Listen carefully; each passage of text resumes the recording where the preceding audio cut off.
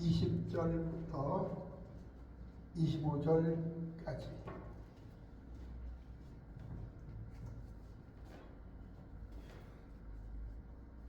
마가복음 11장 20절부터 25절까지입니다.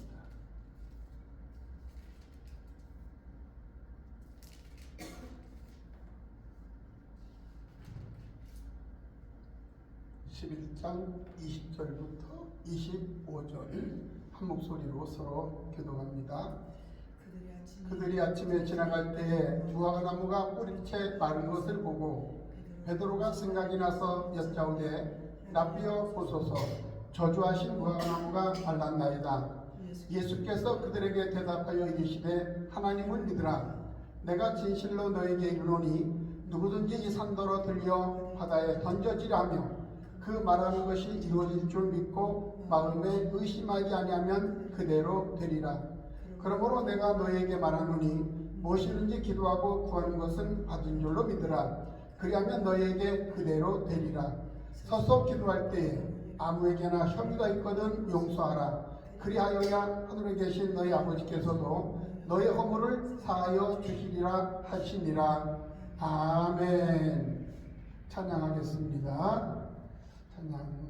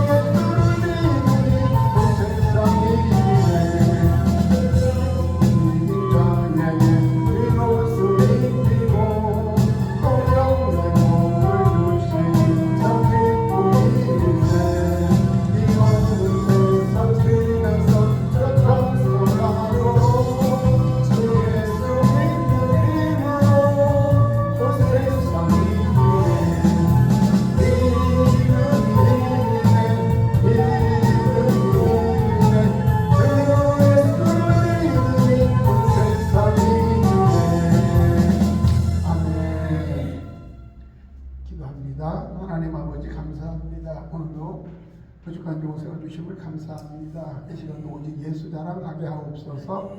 우리 구주 예수님의 이름으로 기도 올리옵나이다. 아멘. 오늘 마가복음 11장 20절부터 25절의 말씀을 가지고 믿으라 또 하나는 생명은 이렇게 설명합니다. 다시 말하면 생명을 가져라 그 말이죠. 생명을 반드시 가져라.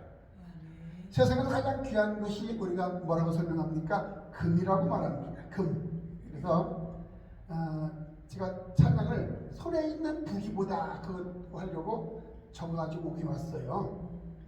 가치를 설명할 때 금이 참 귀합니다. 그러다 보니까 저희 안산에 있는 저 친구 목사가 있는데 거기 사모님한테 정권을 다 빼앗겼어요. 응? 목사님인데 그러니까 이제 두 번째 만난 사모님인데 그 사모님도 목사님이에요. 그러니까 강당권도 뺏기고 다 빼앗겨버리고 지금은 일하러 다녀요. 돈 벌러 다니는데 근데 거기 그 사모님 목사님 하는 소리가 당신은 가장인데 뭐하냐? 돈 벌어 오라고. 그래서 돈 벌어다가 통장으로 들어오면 통장 그 사모님 가지고 있으니까 다 그냥 쥐락펴락합니다. 꼼짝을 못해요. 근데 그분이 하나 뭐라고 그러냐면 자기 나름대로 돈은 다 이제 어차피 들어가니까 반지를 금반지를 사서 모아요. 왜? 이게 자산이 된다고. 그래가지고 며칠 전에도 통하면서 하나 샀다 그러더라고요. 왜냐면 금은 떨어지지 않는다고 그러더라고요. 그러니까 계속 금반지 사서 보고 있는데 여러 번 저희 이제 오래됐는데 항상 전화 올 때마다 하도 그냥 그 부인한테 당해가지고 제가 그랬어요. 차라리 헤어지라고 이혼하라고. 그런데도 그게 또 안 되더라고요. 그런 모습인데 금이 참 귀합니다. 금이.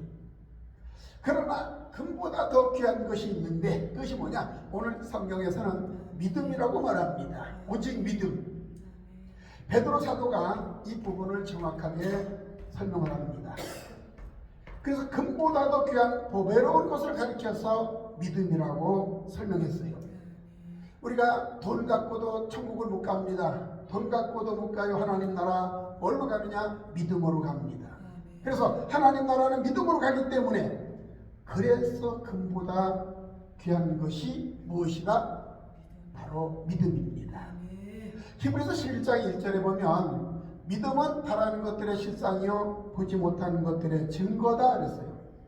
바라는 것들의 실상이 바로 우리 예수님입니다. 또 보지 못하는 것들의 증거도 역시 예수님이고.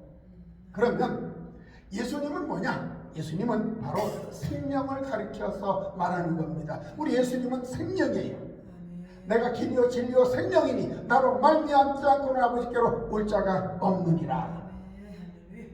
그래서 바로 자체가 우리 예수님. 히브리서 11장 6절에서는 믿음이 없이는 하나님을 기쁘시게 할 수 없다라고 말합니다. 그래서 믿음 자체도 역시 예수님입니다. 왜 예수님이냐? 하나님을 가장 기쁘게 해드린 분이 우리 예수님이기 때문에 그렇습니다. 그래서 예수님이 믿음이고 하나님을 기쁘게 했으니까 믿음이다 그 말이죠. 그래서 생명만이 누굴 기쁘게 하느냐? 우리 예수님을 기쁘게 한다는 것. 하나님을 기쁘게 한다는 것입니다. 생명. 오늘 우리 시간에 우리 안에 그 생명을 가져라 그 말입니다. 왜냐하면 이 생명을 가져야만 하나님을 기쁘시게 해드릴 수 있기 때문에. 그래서 오늘 우리 교회를 세운 목적이, 오늘 이 사랑샘 교회를 세운 목적이 어디 있어요? 하나님을 기쁘시게 하는 데 있다. 요한복음 15장에 보면 너희가 내 안에 내가 너희 안에 있으면 무엇이든지 구하라. 그러면 아버지께서 응답하시기를 그렇게 원한다라고 말합니다. 내가 주님 안에, 주님이 내 안에, 그게 필요합니다. 주님 안에 있을 때 우리가 구하면 응답이 되는 겁니다. 생명이 없는 가운데 아무리 우리가 기도해 보십시오. 거기에는 응답이 없습니다. 혼의 응답이 있고 육의 응답이 있어요. 그러나 영의 응답, 구원의 응답은 없는 겁니다. 또 우리 주님이 하셨던 말씀이 있습니다. 천하를 얻고도 내 생명을 잃어버리면 무엇이 유익하겠느냐? 누가복음 8장 25절에서 말씀합니다. 마지막 때에 손으로 짓지 아니한 영원한 천국이 우리에게 주어진다는 사실입니다.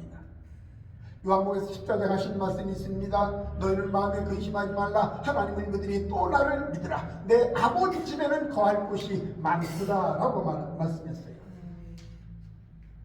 그래서 우리 주님 다시 오셔서 재림하셔서 손으로 짓지 아니한 그 나라를 우리에게 주시기 때문에.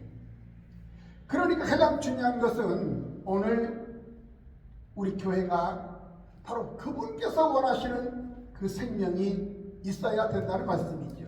그 생명, 그 믿음이 있어야 된다는 말씀입니다. 그렇기 때문에 육의 생명이 아니라 혼의 생명이 아니라 영의 생명을 말합니다. 영생의 생명을 말합니다. 또 다시 말하면 죽은 영혼이 살아나는 위대한 역사가 오늘 이 시간에도 주어져야 된다는 거예요. 오늘 믿으라 그 말씀은 생명을 반드시 가져라. 내가 살아있으면, 내가 생명되면 살리는 역사가 일어나는 겁니다. 오늘 보면 3절에 보면 내가 진실로 진실로 너에게 이르노니 이 산도로 들려 바다에 던지우라 하며 그 말하는 것을 이룰 줄 믿고 마음에 의심치 아니하면 그대로 되리라. 또 22절 주께서 대답하여 저에게 이르시되 하나님을 믿으라. 24절에서도 그러므로 내가 너에게 말하노니 무엇이든지 기도하고 구하는 것은 받은 줄로 믿으라. 그리하면 너희에게 그대로 되리라. 바로 믿음을 강조합니다. 궁극적으로 그분 그 예수님을 믿으라 그 말입니다. 오늘날로 설명한다면 잘 우리가 봐야 됩니다. 믿음의 주체가 예수님이에요. 예수님. 그래서 이 부분을 설명할 때에 구약에서는 예수 그리스도를 표상으로 우리가 보았습니다. 표상으로 나타나는데 그래서 짐승을 잡는 겁니다. 짐승을 잡아요. 그리고 가죽옷이 나옵니다. 그 가죽옷을 통해서 아담과 하와가 수치를 가립니다. 자, 그 사건으로 이스라엘 백성들이 출애굽에서 나올 때 뭘 잡습니까? 바로 양을 잡아요. 유월절 어린 양 자체가 누굽니까? 우리 예수님입니다. 그런데 그 오시리라 했던 그 예수님이 말씀 자체가 이 땅에 오셨습니다. 신약에. 이제 그분을 믿으라. 이제 우리가 볼 때에 그분께서 오셔서 십자가를 지시고 부활승천하신 주님이 우리에게 보혜사 성령님을 보내주셨어요. 이제는 이 부분을 이렇게 바꿔서 말합니다. 믿으라 그 말은 성령을 받으라 그 말이죠. 성령을 받되 오늘날은 충만으로 받으라는 말씀입니다. 성령 충만. 예수는 믿는 겁니다. 예수는 믿는 것이고 성령님은 믿는 것이 아니라니까요. 성령님은 받아야 된다는 거예요. 근데 가끔 기도하는 사람들 보면 뭐라고 합니까? 성령님 믿습니다라고 말하는 사람들이 있어요. 믿음은 오직 예수님이에요. 성령은 받는 겁니다. 성령도 믿으려고 해요. 반드시 성령은 받아야 됩니다. 성령 받아 충만히. 그래야만 십자가에 죽으시고 부활하신 주님이 내 안에 우리 가운데 영으로 오시는 겁니다. 육체로 우리 주님이 오시면 큰일 납니다. 재림이기 때문에 큰일 나죠. 그렇기 때문에 완전히 영으로 성령님을 통해서 흩어진 모든 구원 주시기로 책정된 모든 나라들에게 성령님이 임하게 될 때에 바로 들어가서 성령님이 일을 하신다는 거예요. 우리가 성령 충만이 그래서 필요한 겁니다. 자, 그러면 오늘 믿으라. 다시 말하면 생명을 가져라. 그 말은 뭘 설명하냐? 첫째로 생명은 순종의 역사가 있습니다. 순종. 자, 우리가 순종 그러면 잡종도 있습니다. 잡종. 예를 들어서 개도 보니까 강아지도 순종이 있고 잡종이 있더라고요. 잡종은 값어치가 없어요. 순종만이 값어치가 있습니다. 자, 우리 예수 믿는 사람들도 순종이 필요합니다. 하나님께는 잡종이 필요 없어요. 이것도 좋고 저것도 좋고 다 좋아해서는 안 돼요. 오직 예수뿐입니다. 오늘 20절 보면 저희가 아침에 지나갈 때 무화과나무가 뿌리로부터 마른 것을 보고 21절 베드로가 생각이 나서 여짜오되 납비여 보소서 저주하신 무화과나무가 말랐나이다. 마태복음 11장 12절에서도 예수님께서 시장하셔서 보니까 무화과나무가 있는데 아주 잎이 풍성했습니다. 그래서 무화과 열매를 따먹으려고 하셨는데 거기에는 열매가 없었어요. 그래서 우리 예수님은 그 무화과나무를 저주하셨습니다. 그 다음날 뿌리채 말라버렸습니다. 그러면 제자들이 그 무화과나무를 파보았는가? 그렇진 않았죠. 여기서 자, 뿌리로부터 말랐다고 하는 것은 그 근원이 말랐다는 겁니다. 근원이. 제가 그 화순에 가끔 치고 못 살았으니까 가서 상추도 심고 고추도 심어 먹어요. 그러면서 거기 목사님이 그 참나무 하나가 있는데 자꾸 밭을 가지고 좀 이게 경치가 안 좋다고 그걸 좀 죽여야 된다고 그러더라고요. 참나무가 엄청 큽니다. 엄청 큰데 그 나무를 근데 시골 사람도 그것도 알더라고요. 나무를 죽이는 적이 있어요. 주사기 구멍을 뚫어가지고 주사약을 갖다가 집어넣어주면 나무가 말라 죽어버립니다. 네, 말라 죽어요. 그래서 그것도 자기가 못하니까 저한테 시켜요. 저한테 다 해버렸어요. 그러니까 그게 이제 죽어가지고 그 엔진톱을 빌려다가 썰었는데 얼마나 큰지 참나무가 단단해가지고요 잘 안 쓰러집니다. 엄청 힘들어요. 가지고 간신해서 넘겨버렸어요. 넘겨가지고 그게 이제 말라 죽어버리가 넘겼고 그냥 그 이장님도 허락한 것이고 그 허락 안 받으면 그게 걸리거든요. 그래서 그 나무를 잘라가지고 이게 놨는데 이 엔진톱이 좀 작은 거가 돼가지고 하기가 너무너무 힘들어요. 그래서 하다가 말아버렸는데 그래서 엊그저께 가가지고는 그 나무를 좀 잘리기 쉬운 부분만 잘라가지고 그걸 이제 표고버섯 넣으려고 지금 몇 개 만들어 놨어요. 2년 전인가도 참나무로 잘라가지고 표고가 조금 심어놨는데 표고가 잘 나오더라고요. 그래서 나무는 뿌리가 이 약이 뿌리로 들어가 버리니까 죽어버립니다. 뿌리로부터 마른 것을 보고 그 근원이 말랐다는 겁니다. 우리 생명이셨던 우리 예수님이 명령을 하니까 뿌리로부터 말라버립니다. 그래서 여기서 생명은 순종한다. 생명은 순종한다. 이 순종의 역사가 가장 먼저 중요한 것은 우리 주님께서 순종하셨다는 겁니다. 순종. 먼저 하나님 아버지께 100% 순종했어요. 우리 예수님이. 순종했던 그 능력을 가지고 자연에게 명령을 합니다. 그랬더니 그대로 순종하는 역사가 일어난 겁니다. 우리 예수님이 뭘 순종했어요? 자, 봅시다. 바닷가에서 풍랑치는 배 위에서 파도야 잠잠하라. 그러니까 잠잠해져 버려요. 이게 순종입니다. 죽었던 나사로 그에게 일어서 나오라 하니까 그대로 순종합니다. 죽었던 나사로조차도 순종해버려요. 우리 예수님이 하나님께 순종하니까 이런 순종의 역사가 일어났어요. 순종했던 그 능력을 가지고 자연에게 명령을 합니다. 그랬더니 그대로 순종의 역사가 일어난 겁니다. 창조 역사를 보면 하나님께서 첫째 날부터 5일까지 모든 걸 만드시고 마지막 6일째에는 동물을 만드셨고 새도 만드셨고 모든 것을 만들었어요. 왜? 그 모든 것은 우리 인간을 위해서 사람을 위해서 만들어 주신 겁니다. 만약에 이게 태양계가 없이 인간부터 만들어 놨다면 우리는 얼어 죽었을 겁니다. 빛도 없고 아무것도 없잖아요. 살 수가 없습니다. 살 수 있는 모든 조건을 다 만들어 놓으시고 우리 인간을 6일째 만들어 놓은 겁니다. 자, 그렇기 때문에 우리 인간을 위해서 만들어 놓으셨는데 삼라만상 모든 것이 누구에게 순종하느냐?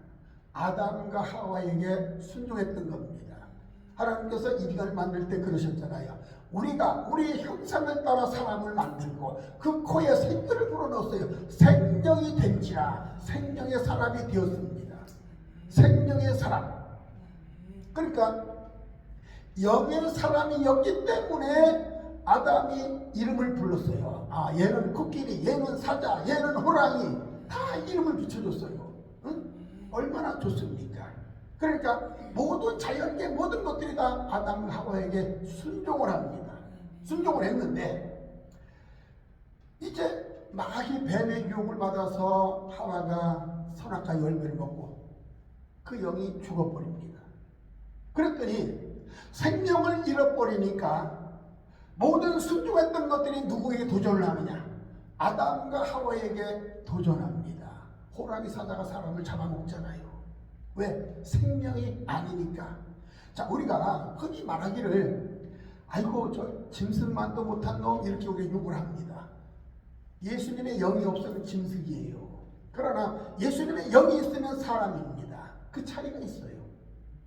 차이가 있어요. 우리 안에 예수님의 영이 있어야 된다는 겁니다. 아담과 하와에게 도전합니다. 이제는 아담과 하와가 생명이 아니다라는 겁니다. 그래서 모든 것이 떠나고, 심지어는 아담과 하와가 농사를 지으면 땅이 약하고 또 거기서 풀이 나고 찔레가 나고 엉겅퀴가 나고 모든 것들이 인간에게 도전을 합니다. 도전을 해요.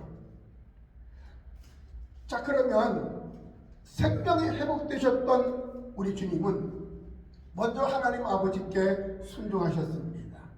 순종하다 보니까 삼라만상 모두가 우리 예수님에게 순종하는 겁니다.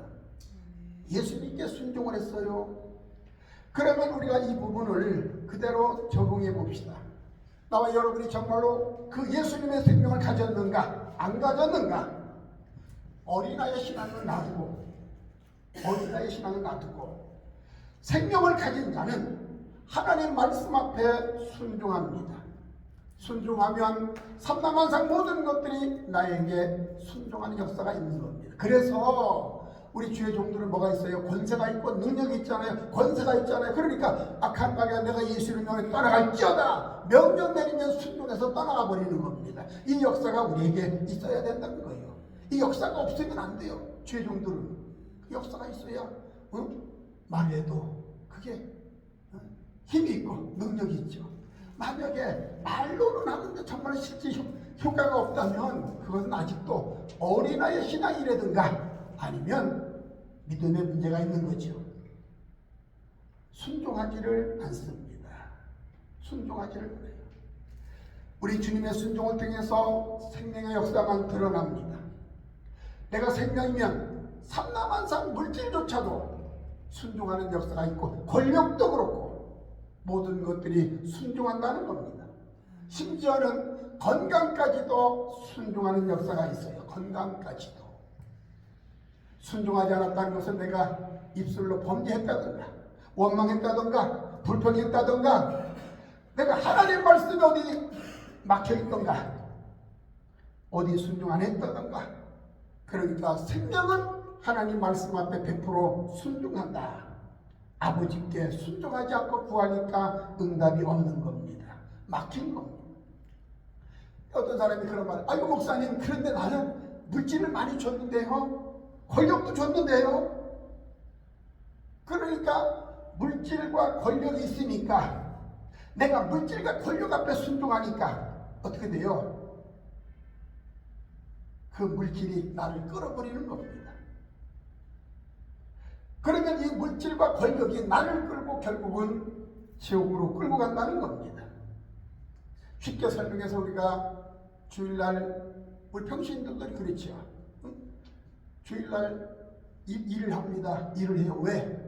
회사 나가면 10만원을 주고 15만원 주고 20만원 주는데 특별 돈을 더 주는데 그 한 번 빼먹으면 어때? 그러고 교회 안 나온 사람이 많지 않습니까?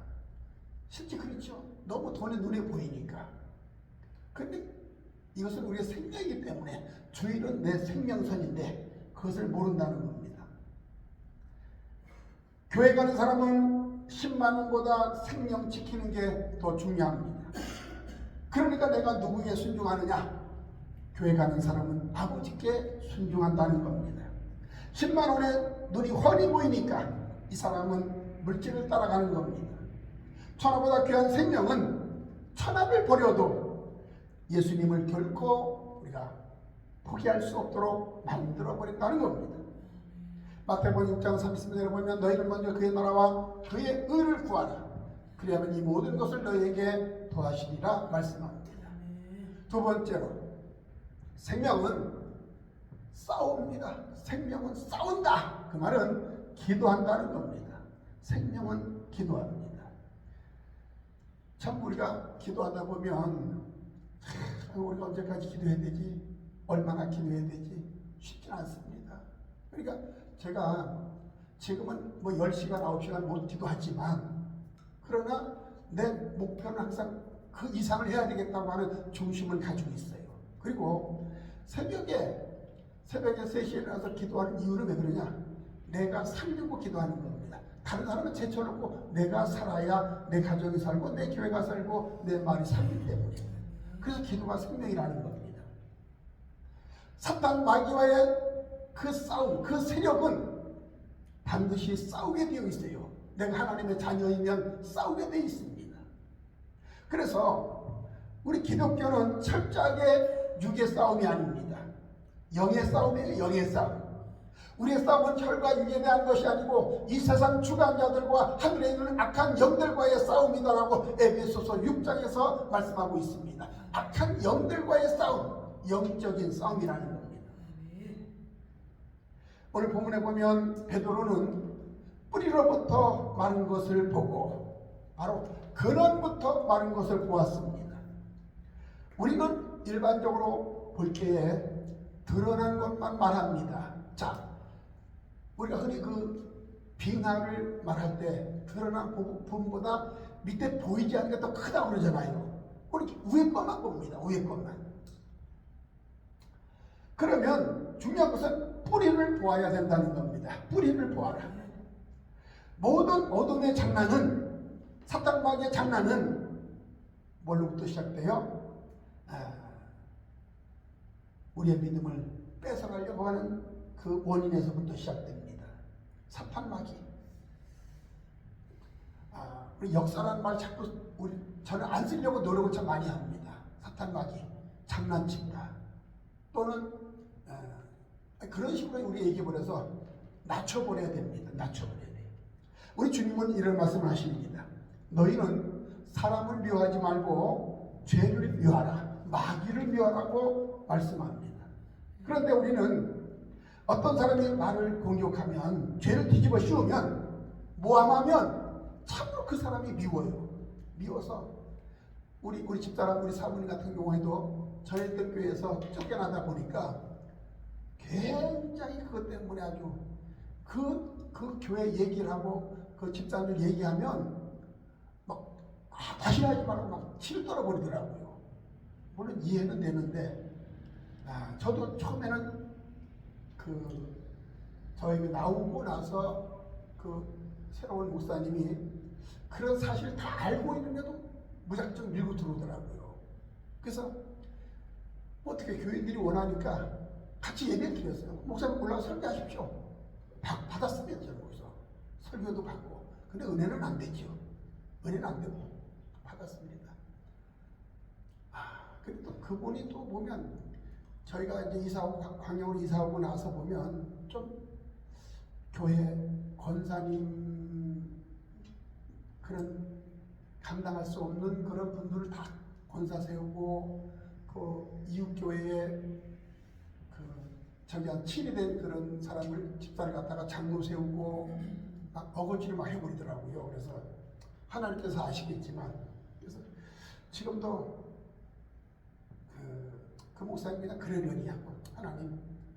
근데 그 교인들에 대해서는 저도 그래 몰라서 그럴 수 있다. 그런데 그 목사님이나 그 중간에서 그 정치했던 그 목사에 대해서는 아직도 좀 마음 한쪽에는 좀 그게 가지고 있어요.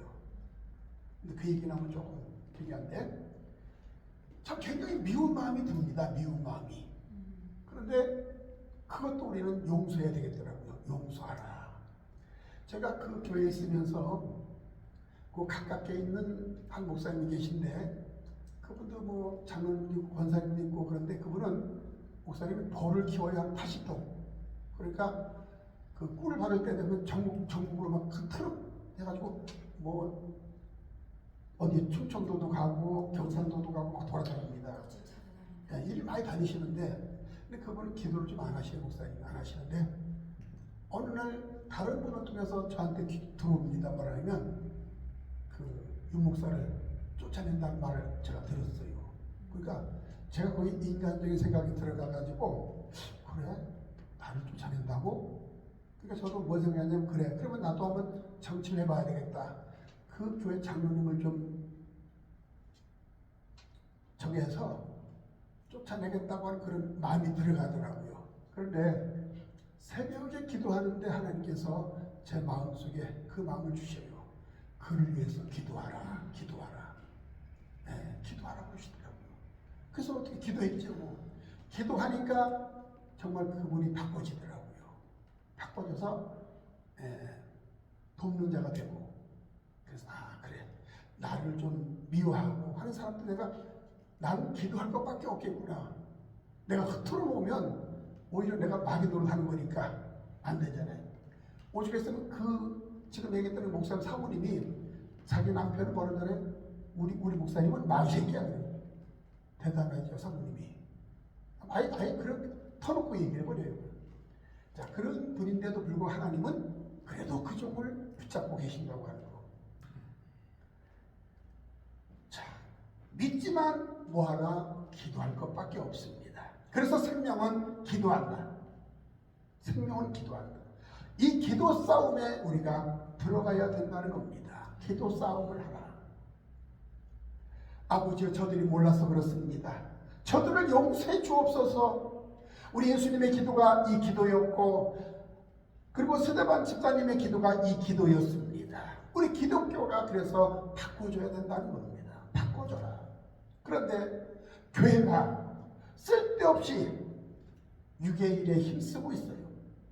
근본을 다시러야 합니다. 그래서 생명은 기도하는데 육의 기도가 아니라 영의 기도, 영의 싸움을 하는 성도가 되라는 말씀입니다. 영의 싸움을 하라. 세 번째, 생명은 응답을 받습니다. 응답을 받는다. 24절 봅시다. 24절, 그러므로 내가 너에게 말하노니 무엇이든지 기도하고 구하는 것은 받은 줄로 믿으라. 그리하면 너에게 그대로 되리라. 주님은 이 땅에 오셔서 다 전부 다 응답을 받으셨습니다. 그 응답은 구원과 생명을 주는 응답으로 나왔어요. 구원과 생명을 주는 응답. 그렇다면 나와 여러분은 이 세상 살아가면서 우리가 응답을 받아야 됩니다. 어떤 응답? 내 응답. 내 응답인데 구원의 응답을 말합니다. 잘 먹고 잘 사는 그 응답이 아니라 구원의 응답이에요. 누가복음 19장에 보면 삭개오에게 우리 주님 말씀합니다. 오늘 구원이 이 집에 이르렀으니 이 사람도 아브라함의 자손이미로다 선포합니다. 내 구원뿐만 아니라 타인에게도 구원의 응답이 나가야 됩니다. 그래서 믿음으로 살고자 하는 자에게 사도 바울이 말한 것처럼 로마서 28장에 보면 모든 것이 합력해서 선을 이룬다라고 말합니다. 선은 구원을 말하는 거예요. 구원, 선, 구원을 이룬다. 바로 생명을 주는 것이 착한 일입니다.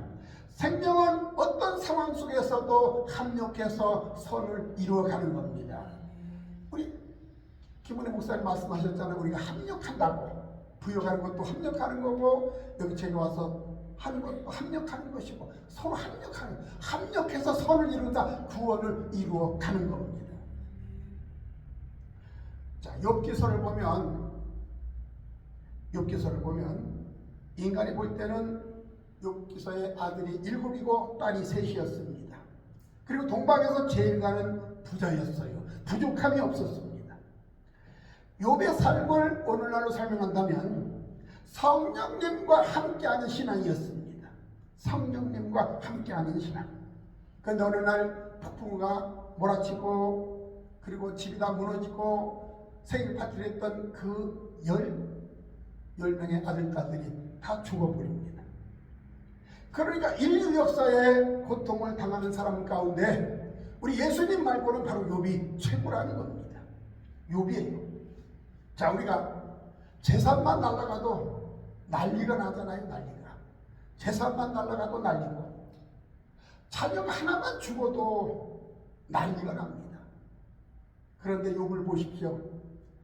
아들 7, 딸 3 다 깔려 죽었어요. 재산도 다 날아갔습니다. 정말로 우리가 4000년 전 그 시대, 욥의 시대에 가서 그것을 우리가 체험을 해야 됩니다. 그것만 날아갔으면 그래도 힘을 얻고 용기를 얻고 일어설 텐데 자기 몸도 악창이 나가서 악창이 나가지고 죽을 병에 걸렸어요. 견딜 수가 없으니까 재에 앉아서 기어장으로 자기 몸을 긁고 있습니다. 가장 가깝고 가장 촌수가 없는 부인 있어요. 검은 머리가 팥뿌리가 되도록 살자고 했던 부인마저도 욕하면서 하나님을 저주하면서 죽으러 가고 떠나가 버립니다.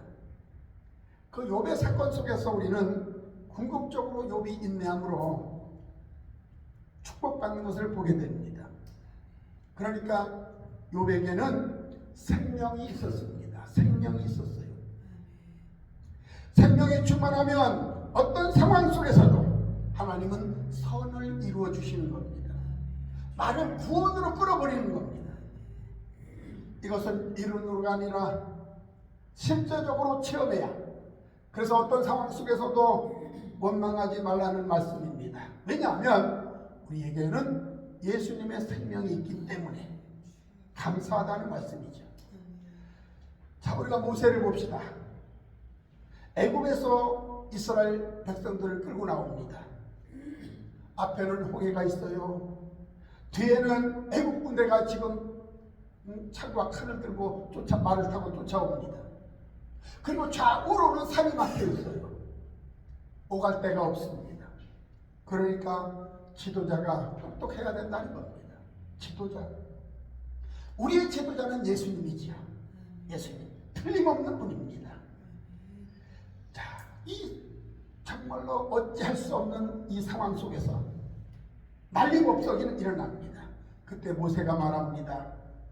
출애굽기 14장 13절, 너희는 두려워하지 말고 가만히 서서 여호와께서 행하시는 구원을 보라. 그리고 믿음이 흔들리지 말아라. 믿음이 흔들리면 사탄마귀가 틈타니까, 장난치니까. 이와 같은 생각만 가지고 나가면 어떤 상황 속에서도 흔들리지 말고, 그래서 사도 바울이 말한 것처럼 현재의 고난은 장차 다가올 영광과 좋기 비교할 수 없도다. 그러니까 하나님은 나에게 항상 유익으로 선을 이루실 줄 믿고 다스릴 수 있는 하는 능력으로 응답을 받으라고 말씀합니다. 네 번째로 생명은 용서로 나갑니다. 용서. 25절, 서서 기도할 때 아무에게나 혐의가 있거든 용서하라. 그리하여 하늘에 계신 너희 아버지께서도 너희 허물을 사하여 주시리라 하시니라. 생명이셨던 우리 예수님은 용서로 나가셨어요. 용서. 그리고 아까도 제가 잠깐 설명했지만 저를 미워하는 사람, 쫓아내려고 하는 사람을 바로 기도하라는 건 뭐냐면 용서하라는 겁니다. 용서하라. 너가 나에게 잘못했는데 용서한다. 그거는 문자적인 용서예요. 그 말이 아니고 우리가 문자적으로 그래, 너가 내가 잘못했으니까 용서할게. 그래도 그 영혼은 어디 갑니까? 지옥 가는 겁니다. 내가 용서하지만, 말로 용서를 했지만 그 영혼은 지옥 갈 수밖에 없어요. 그래서 우리는 손양은 목사님을 우리가 많이 예를 듭니다. 예를. 손양은 목사님이 설교할 때 자기 아들 동인이나 동실이가 있었는데 그 공산당에 물들은 자들에게 죽임을 당합니다. 죽임을 당해요. 그래서 손양은 목사님이 설교합니다. 공산당이 죽였어요. 오 하나님 아버지 감사합니다. 내 아들 죄 많은 세상에서 살지 않고 천국 보내주시니 감사합니다. 여수 예양원 거기 가면 이 그런 내용이 많이 있어요. 한번 시간 되면 그런데 우리가 방문해 볼 필요가 있겠더라고요. 죄 많은 세상에서 살지 않고 우리 내 아들들을 천국 보내주시니 감사합니다. 아들을 그 공산당이 어떻게 해요? 천국 보내게 만들어줬다니까요. 천국 보냈어요. 그러니까 감사기도가 나온 겁니다. 자기 아들을 죽인 자를 데려다가 자기 양아들을 삼아서 복음을 줍니다. 그래서 손양한 목사님을 가르쳐서 사랑의 원자판이라고 부르는 겁니다. 지옥 갈 놈을 천국 가게 만들어줬다니까요. 우리 주님도 그렇고 스데반 집사님도 그렇고 자기를 죽이는 저들을 향해서 기도합니다. 아버지여 저들이 몰라서 그렇습니다. 저들을 용서해 주옵소서. 이 영이 우리에게 반드시 있어야 합니다. 우리 교회 안에 있어야 됩니다. 성경에서 이렇게 말합니다. 형제를 돌아보지 아니하면 누구보다 더 악하다고 했는가?